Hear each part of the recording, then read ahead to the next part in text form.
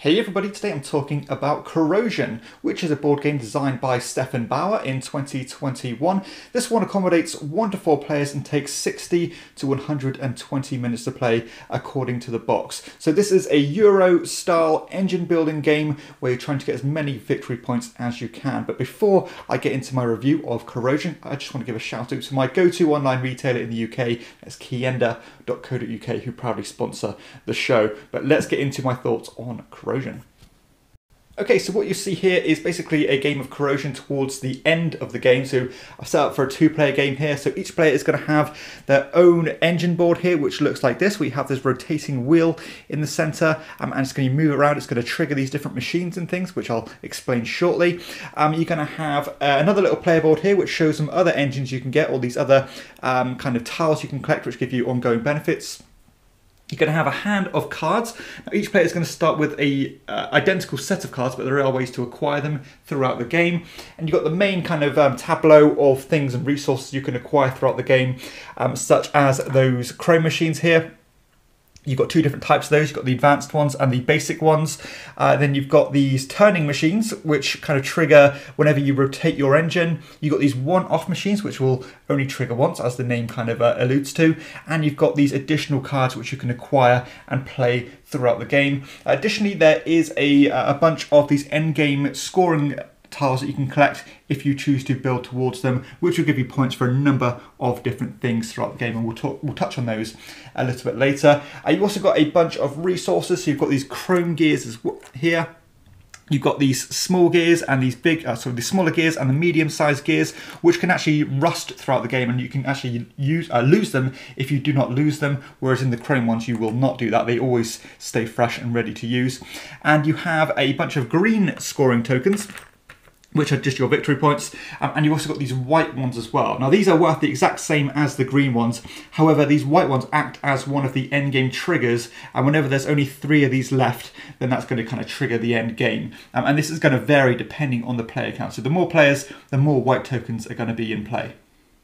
Okay, so let's talk how the game works. So basically on your turn, you are going to take one of 2 main actions, and around those main actions, you're going to have a number of maintenance phases or phases where you can basically choose to build machines and do free actions, which don't really mess with the game too much. So yeah, the main 2 actions are going to be to play a card, which is going to be the ones you either start with or collect throughout the game.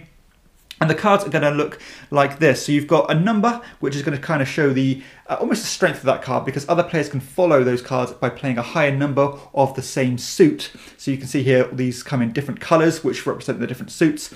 And you've also got an ability at the bottom here, which will show what you can do by playing that card. So let's just say I want to play this blue 1 here. What I would do is I would put it where the 1 currently is on my wheel. So this is going to change as this rotates, like so. And then I'm going to take the corresponding bonus, which in this case is to take a small gear or a medium gear. And when I do that, I'm going to pick one. I'll pick one at random here, so I'll take this medium-sized gear. And you're always going to put your gears and some of your machines on the 3 space, which basically means it's the furthest away from being triggered, because again, the second action is going to be to rotate this wheel, and when you rotate that wheel, you are going to trigger everything, or kind of turn on every machine in that particular section, which can be these kind of turning machines here, or the one-off bonuses if they're in that particular region. And I should say, any turning machine on the whole wheel is going to be triggered whenever you rotate.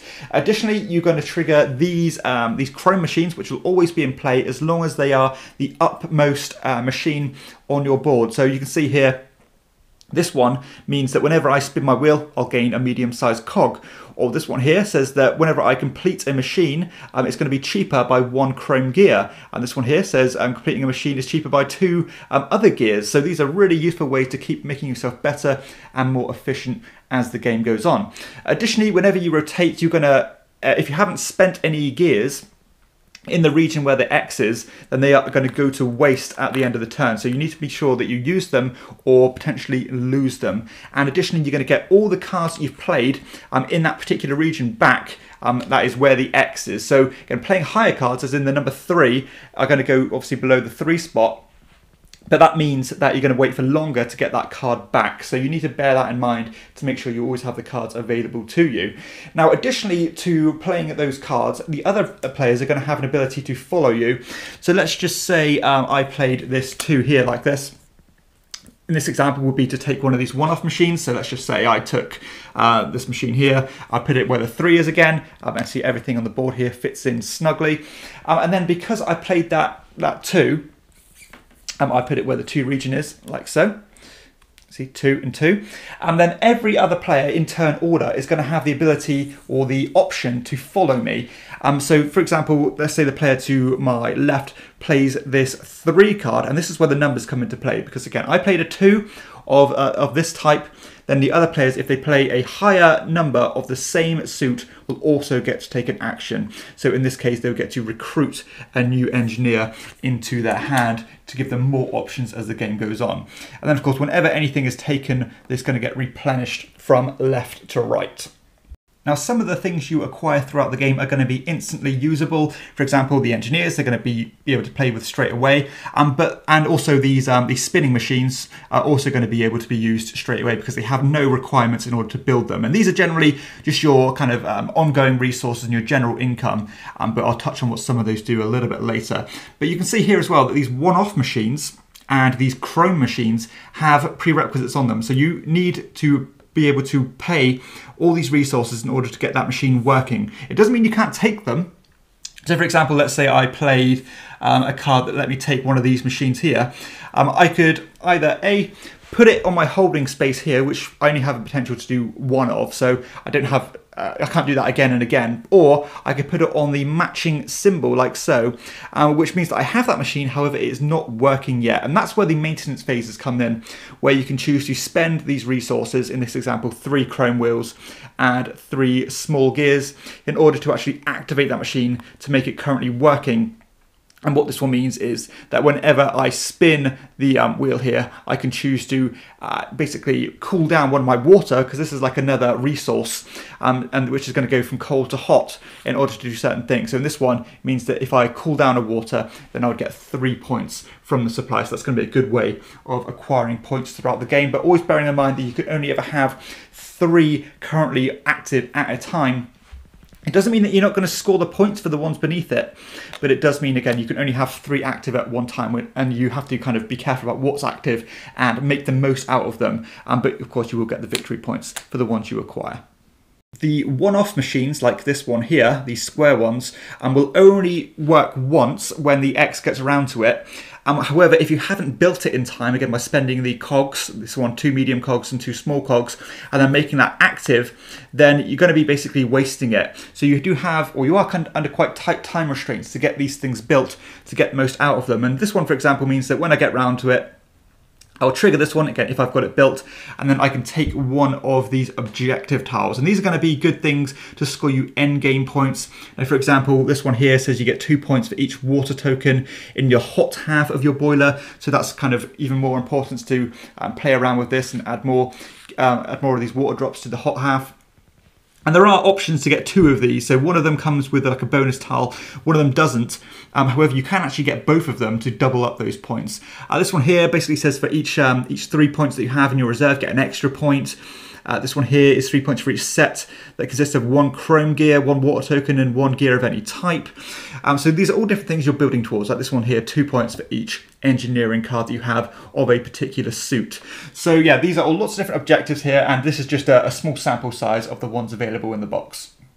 So yeah, basically you're just going to be keep playing cards to acquire new chrome machines, to acquire new turning machines, one-off machines, engineers, and placing them on your board, spinning the board around to get your cards back, getting more gears to pay for them, and stuff like that. Always to try and get as many victory points as you can, and that will continue until there's only 3 white tokens left in the supply, or only 2 objectives left in the reply, and that will trigger the end game sequence where you can keep taking turns. At least 3 or for 3 more times But for every turn you take extra, it's going to start costing you victory points. So that's going to be quite an important decision. So again, it's all about lining things up, making sure you're not wasting anything, making sure you have those machines built when it comes to activating them, and of course, utilizing your chrome machines as well. And of course, at the end of the game, the person with the most victory points is going to win, and victory points are going to consist of the objectives. They're going to consist of the chrome machines that you've built, and of course, any point tokens that you've acquired throughout the game. There are also some bonus actions you can take should you choose to use them, which can utilize these water drops. So by cooling one down, you can actually choose to rotate one of your existing kind of things on your board ready or round counterclockwise to make them trigger sooner. So for example, if I really wanted to activate this one-off bonus sooner than getting around to here, then for every raindrop or every water drop I spend, I can move it counterclockwise around the board, again, to make that trigger sooner, which is a really useful tool to utilize as the game progresses. But let's take a look at some of the bonus gears and stuff that you can get throughout the game, and show you the kind of engines you can actually build. So these chrome engines, always active again if they've built. These are really powerful and are really worth having. So you've got ones here again which makes things cheaper when you build certain machines. You've got ones here when you play certain cards, you can act as if, or you can actually rotate your board to get like basically a double action. Let's have a look at some of the ones I acquired throughout my game here. So you've got the standard ones. When you rotate, you get a cog. Ones that you convert chrome cogs into points and other gears. Again, ones that whenever you complete a one-off machine, you get points.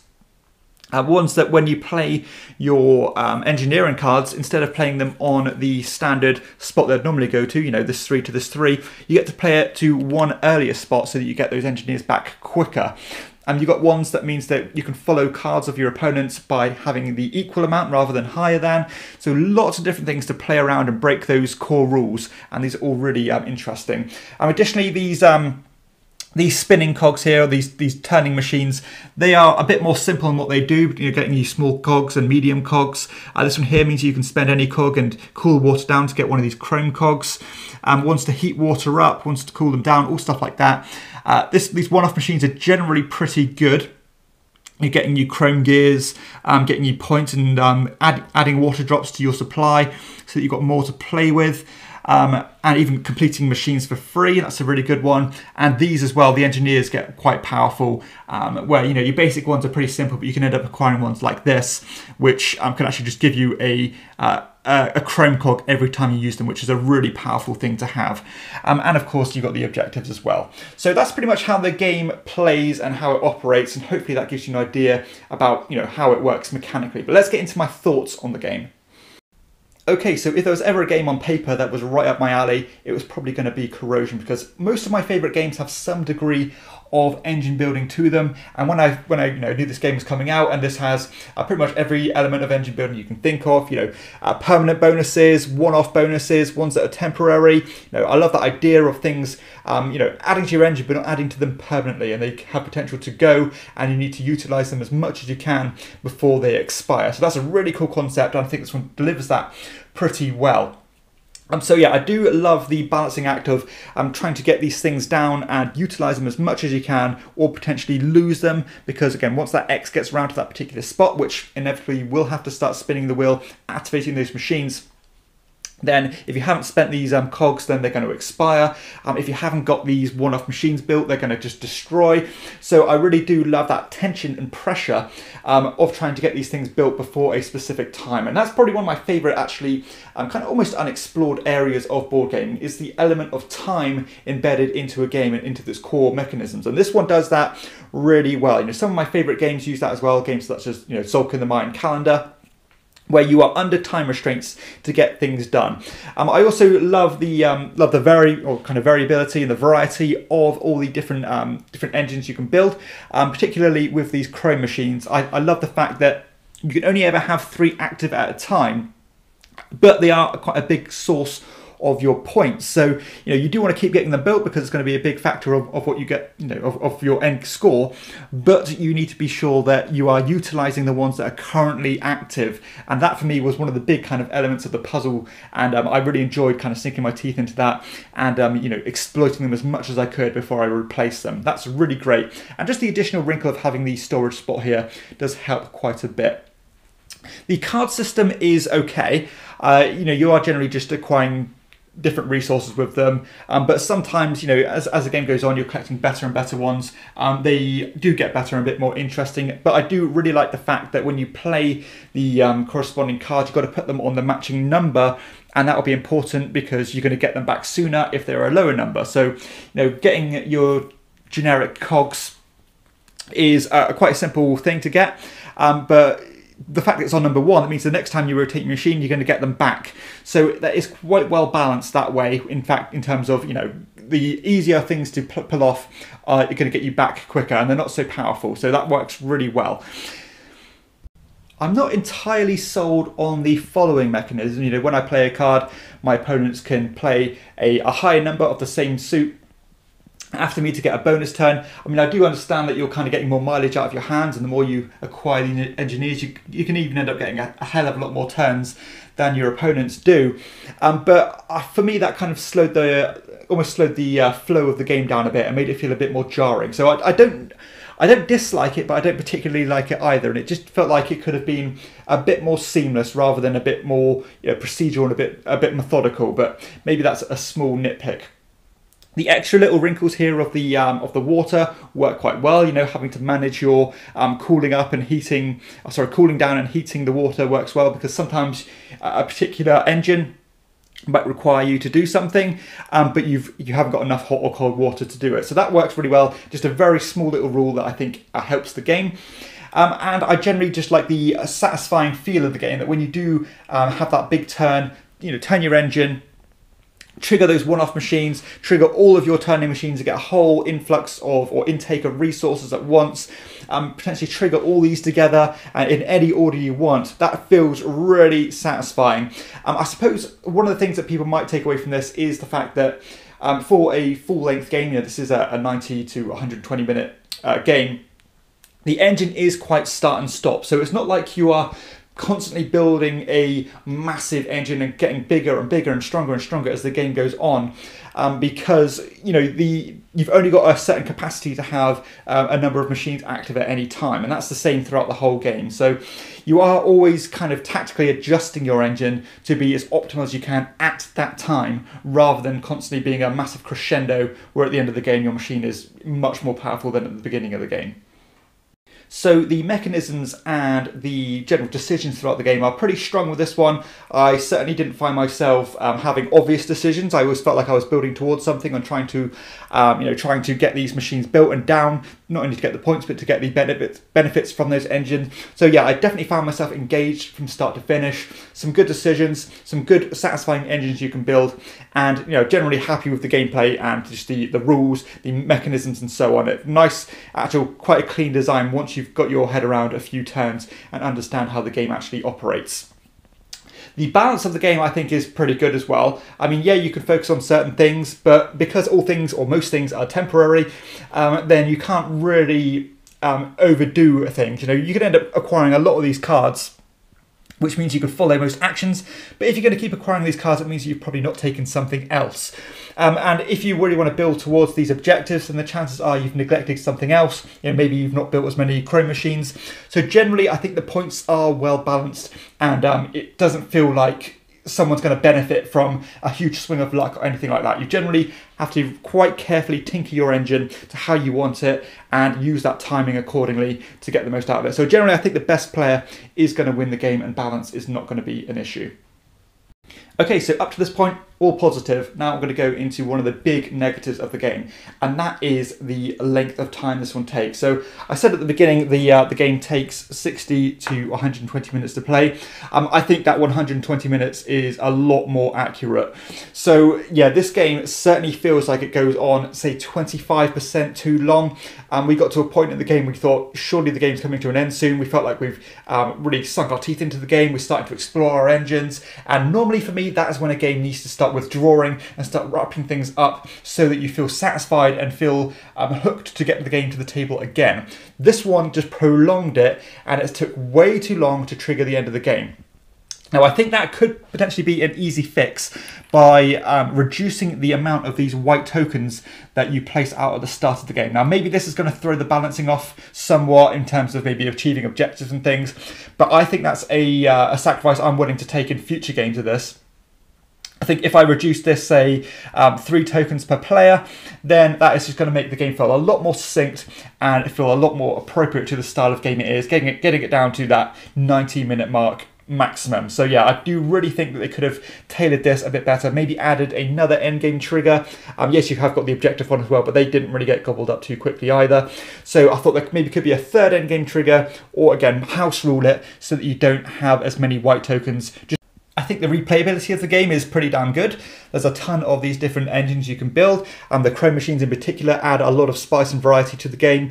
And of course, you're always kind of tactically adjusting to what's available to you, spinning those plates and getting your things done. So there's always a tension to start the game, and you don't really feel yourself losing interest or getting distracted by other things. So this is a nice engaging game with a lot of options, a lot of things to try. So yeah, I've got no issues at all with the replayability. The interaction is mainly limited to the card following system, where you can get more turns. When it's another player's turn, you get to take a follow-up action, which is useful. And of course, grabbing the machines that you might, grabbing machines before other people do from the common supply or the common pool. And also, you've got the objectives here where you're trying to race to get to those. So yeah, there is that kind of that Euro race to get what you want, but also that card following up system is where the interaction really lies. The production and aesthetics of Corrosion I'm generally happy with. So we've got some nice looking components here, all good quality. All the cardboard stock is nice high quality. It's certainly not going to warp or anything like that. So no issues at all with the actual component quality. The iconography and symbology is generally good. There were a few issues we had throughout the game where we had to reference the rulebook. But again, once we had that quick look, we understood what the symbology meant, and that really didn't bog the game down much at all. So yeah, generally happy with the quantity and quality of the physical components. The gears look good, and yeah, no issues at all. Artwork and stuff, I'm generally happy with as well. I mean, I generally love Dennis Lauhausen art. I think he's a brilliant artist. He kind of is a real kind of trusted almost style of art for these Euro style games, and normally his kind of branding just it feels good for me. I just generally like his artwork, and a lot of my favourite games utilise his style. For some very strange reason, all the cards only have females on them, so I don't quite understand their motivation behind that. There's not a single man in this game. Make of that as you will. It just felt a bit weird for me, considering your audience is 95% men. So I don't know what they were thinking there, but there we go. Yeah, generally as an overall concept, I'm very happy with the production. No issues at all, and nothing standing out to that's a problem. And finally, just touching on the scalability, I think my optimal player count for this is actually two players, because that following up mechanism can start to bog the game down too much if there are more than 2 players. And if 3 I would play probably comfortably, but I wouldn't really consider playing with 4 players. Okay, so final thoughts on Corrosion. So yeah, overall, I'm really happy with this game. I like the way that it is boiled down into 2 simple main choices. Spin your machine or play an action card and get the follow-up bonus. So yeah, I do like the way it's boiled down into those 2 very simple actions. I love the timing tension of wanting to activate all your machines before you actually trigger it. Sometimes you don't want to spin your machine because it will start to, get rid of resources and corrode things and, start to depreciate your engine. But that is where the tension and the fun of the game comes in, and where that timing aspect comes in. Now, this game does really utilise that timing aspect to a really high degree and a high quality. So yeah, I'm generally very happy with this game. I think it's a nice engine builder, maybe more tactical than most other engine builders, because again, everything is so temporary, but that is what makes this game unique and what makes it shine, and I suppose what ties back to the main actual name of the game, Corrosion. Nothing is permanent. And for a first-time designer, Stefan Bauer, this is an absolute triumph.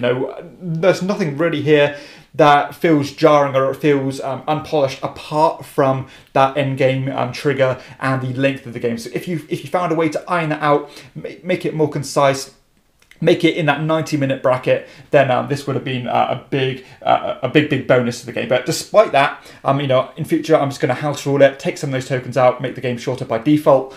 But yeah, other than that, the game itself is a joy to play. Very tactical. You know, you've got your head down in your board. You know, am I going to get this? How am I going to get the gears? How am I going to upgrade these machines in time?